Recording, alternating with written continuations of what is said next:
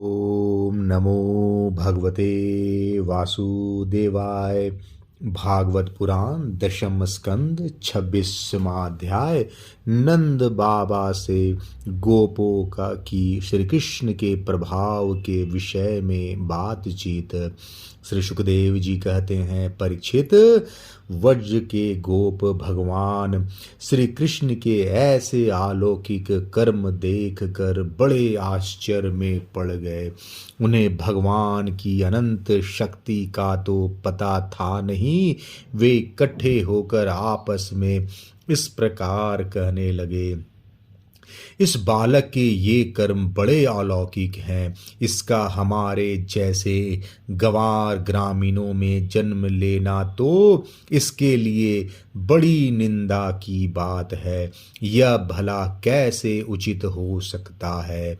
जैसे गजराज कोई कमल उखाड़ कर उसे ऊपर उठा ले और धारण करे, वैसे ही इस नन्हे से 7 वर्ष के बालक ने एक ही हाथ से गिरिराज गोवर्धन को उखाड़ लिया और खेल खेल में 7 दिनों तक उठाए रखा।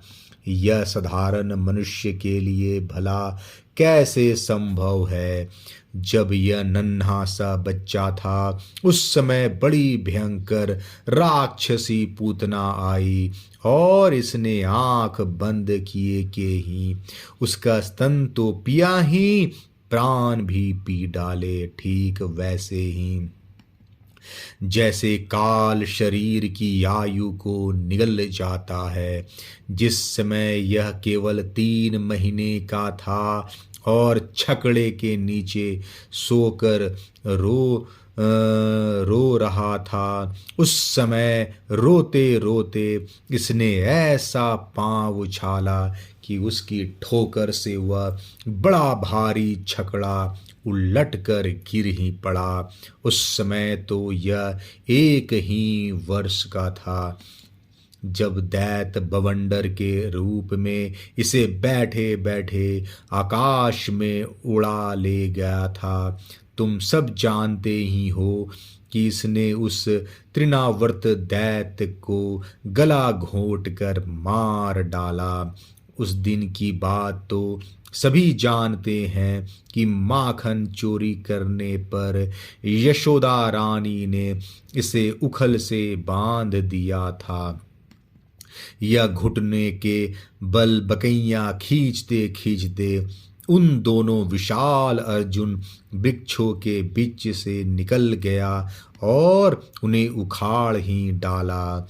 जब यह ग्वाल बाल और बलराम जी के साथ बछड़ों को चराने के लिए वन में गया हुआ था, उस समय इसको मार डालने के लिए एक दैत्य बगुले के रूप में आया और इसने दोनों हाथों से उसके दोनों ठोर पकड़कर उसे तिनके की तरह चीर डाला। जिस समय इसको मार डालने की इच्छा से एक दैत्य बछड़े के रूप में बछड़ों के झुंड में घुस गया था, उस समय इसने उस दैत्य को खेल ही खेल में मार डाला और उसे कैथ के पेड़ों पर पटक कर उन पेड़ों को भी गिरा दिया। इसने बलराम जी के साथ मिलकर गधे के रूप में रहने वाले धेनुकासुर तथा उसके भाई बंधुओं को मार डाला और पके हुए फलों से पूर्ण ताल वन को सबके लिए उपयोगी और मंगलमय बना दिया। इसी ने बलशाली बलराम जी के द्वारा क्रूर प्रलंबासुर को मरवा डाला तथा दवानल से गौ और ग्वाल बालों को उबार लिया। यमुना जल में रहने वाला कालिया नाग कितना विषैला था, परंतु इसने उसका भी मान मर्दन कर उसे बलपूर्वक दह से निकाल दिया और यमुना जी का जल सदा के लिए विष रहित अमृतमय बना दिया। नंद जी, हम यह भी देखते हैं कि तुम्हारे इस सांवले बालक पर हम सभी ब्रजवासियों का अनंत प्रेम है और इसका भी हम पर स्वाभाविक ही स्नेह है। क्या आप बतला सकते हैं कि इसका क्या कारण है? भला कहाँ तो यह 7 वर्ष का नन्हा सा बालक और कहाँ इतने बड़े गिरिराज को 7 दिनों तक उठाए रखना। ब्रजराज, इसी से तो तुम्हारे पुत्र के संबंध में हमें बड़ी शंका हो रही है। नंद बाबा ने कहा, गोपो, तुम लोग सावधान होकर मेरी बात सुनो। मेरे बालक के विषय में तुम्हारी शंका दूर हो जाए, क्योंकि महर्षि गर्ग ने इस बालक को देखकर इसके विषय में ऐसा ही कहा था। तुम्हारा यह बालक प्रत्येक युग में शरीर धारण ग्रहण करता है। विभिन्न युगों में इसने श्वेत, रक्त और पीत ये भिन्न भिन्न रंग स्वीकार किए थे। इस बार यह कृष्ण वर्ण हुआ है। नंद जी, यह तुम्हारा पुत्र पहले कहीं वासुदेव के घर भी पैदा हुआ था, इसलिए इस रहस्य को जानने वाले लोग इसका नाम श्रीमान वासुदेव है ऐसा कहते हैं। तुम्हारे पुत्र के गुण और कर्मों के अनुरूप और भी बहुत से नाम हैं और तथा बहुत से रूप। मैं तो उन नामों को जानता हूँ, परंतु संसार के साधारण लोग नहीं जानते। यह तुम लोगों का परम कल्याण करेगा। समस्त गोप और गौओं को यह बहुत ही आनंदित करेगा। इसकी सहायता से तुम लोग बड़ी बड़ी विपत्तियों को बड़ी सुगमता से पार कर लोगे। ब्रजराज, पूर्व काल में एक बार पृथ्वी में कोई राजा नहीं रह गया था। डाकुओं ने चारों ओर लूट खसोट मचा रखी थी।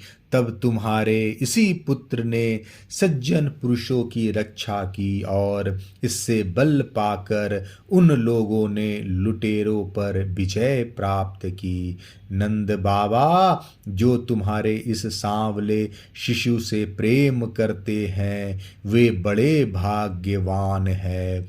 जैसे विष्णु भगवान के कर कमलों की छत्र छाया में रहने वाले देवताओं को असुर नहीं जीत सकते, वैसे ही इससे प्रेम करने वालों को भीतरी या बाहरी किसी भी प्रकार के शत्रु नहीं जीत सकते। नंद जी, चाहे जिस दृष्टि से देखें, गुण से, ऐश्वर्य और सौंदर्य से, कीर्ति और प्रभाव से, तुम्हारा बालक स्वयं भगवान नारायण के समान है। अतः इस बालक के अलौकिक कार्य को देखकर आश्चर्य न करना चाहिए। गोपो, मुझे स्वयं गर्गाचार्य जी यह आदेश देकर अपने घर चले गए। तब से मैं अलौकिक और परम सुखद कर्म करने वाले इस बालक को भगवान नारायण का ही अंश मानता हूँ। जब ब्रजवासियों ने नंद बाबा के मुख से गर्ग जी की यह बात सुनी, तब उनका विस्मय जाता रहा, क्योंकि अब वे अमित तेजस्वी श्री कृष्ण के प्रभाव को पूर्ण रूप से देख और सुन चुके थे। आनंद में भरकर उन्होंने नंद बाबा और श्री कृष्ण की भूरी भूरी प्रशंसा की। जिस समय अपना यज्ञ भंग हो जाने के कारण इंद्र क्रोध के मारे आग बबूला हो गए थे और मूसलाधार वर्षा करने लगे थे, उस समय वज्रपात, ओलों की बौछार और प्रचंड आंधी से स्त्री, पशु तथा ग्वाले अत्यंत पीड़ित हो गए थे। अपनी शरण में रहने वाले ब्रजवासियों की यह दशा देखकर भगवान का हृदय करुणा से भर आया, परंतु फिर एक नई लीला करने के विचार से वे तुरंत ही मुस्कुराने लगे।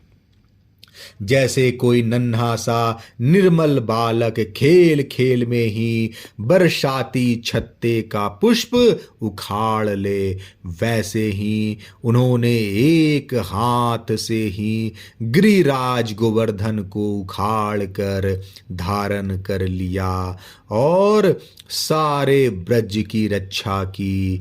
इंद्र का मद चूर करने वाले वे ही भगवान गोविंद हम पर प्रसन्न हो।